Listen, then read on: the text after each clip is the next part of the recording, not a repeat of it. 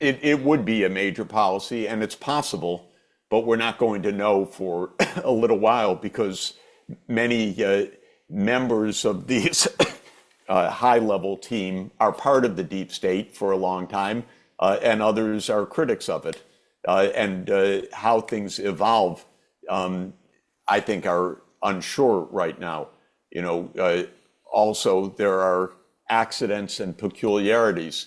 Trump's usual way of doing things is to make maximalist demands in order to bring the other side halfway. So this is a kind of bargaining in the bazaar approach. But if he makes a maximalist demand to Russia and Russia says no, and then the American hubris gets its back up and says, yo, how dare they say no to the great American juggernaut, we could be off to the races before you know it in new rounds of escalation. So I think there's a lot of happenstance ahead. There are people who would like peace. There are some people who want peace so that they can go to war with China.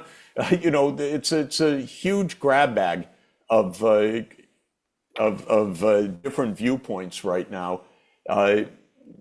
Generally, the bet over the long term is continuity of U.S. policy, which would mean the war continues, escalation.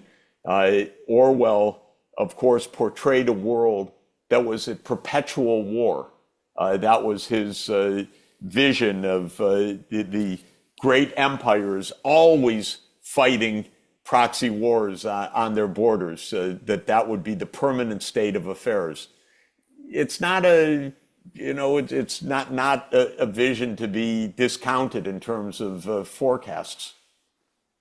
Yeah, well, I made it clear in the videos I did. I think I even said it in my interview with you that people can go back and check my record that I said, regardless of who wins the U.S. presidency, whether it's Trump or Kamala or Biden, they're going to have to end the war in Ukraine because they lost. I said that again and again and again. What I said is what I'm not clear about, what I don't know is how the war will end, whether or not it will be something like the Korea situation, which I thought was more likely, where they just have a cessation of hostilities, but they don't really have a permanent conclusion to the war, or if there's a formal peace treaty. I still don't, still today, I always thought that the Korea scenario was more likely. Maybe I'm wrong. Maybe Trump will find a way to negotiate a formal treaty to the end of the war. I'm still skeptical because there's no way Europe's going to go along with this. So maybe the US and Russia would sign it, but without Europe, I don't know. But I still think the Korea scenario is more on the table. But I always made it clear. I said, even if Kamala and the Democrats win, they're going to have to end the war because they've lost. It's clear to everyone they've lost. So I really don't think this comment by Pete Hegseth, the defense secretary, is that historic or that important. Because, what's funny is immediately after he said this, Mark Rutte, who's the new NATO secretary, he came out and basically said, yeah, Ukraine was never going to join NATO. We never promised Ukraine would join NATO. Now, of course, that's true, but it's something that's technically true in letter, but not in spirit, because NATO's whole strategy for years was, okay, in the future, hypothetically, Ukraine could become part of NATO. So that was the kind of carrot they held in front of NATO as they held in front of Ukraine as they pushed Ukraine into the meat grinder of war, into war with Russia. They always said, it was one of these things of strategic ambiguity, right?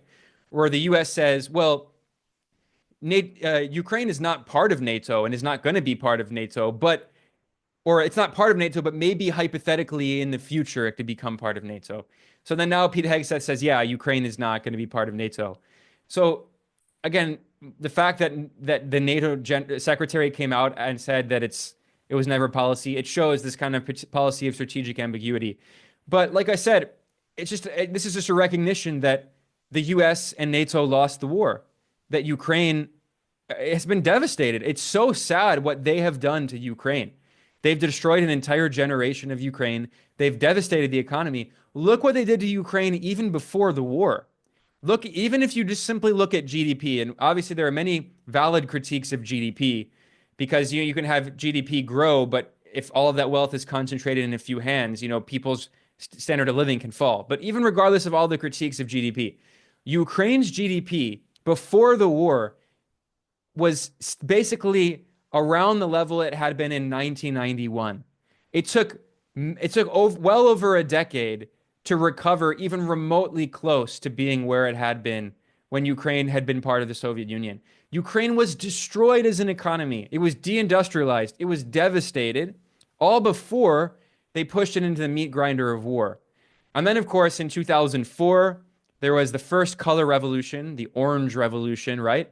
Where Yanukovych came to power. He was pushed out.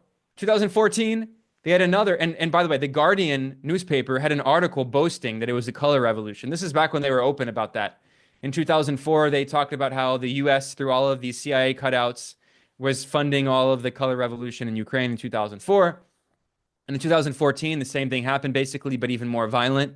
There was another color revolution, this time against Yanukovych, which led to a civil war, which was fueled by the U.S., and then Russia got involved as well.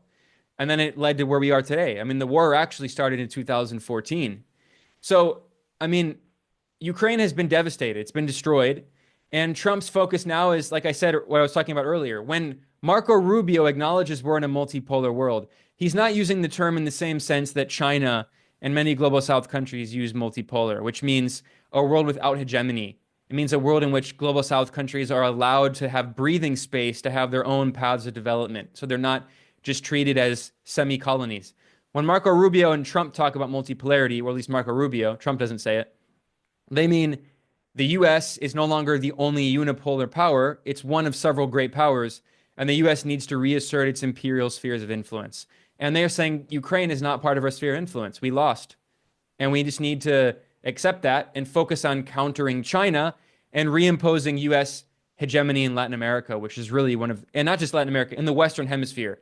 Greenland, Panama, that's the focus now of the Trump government.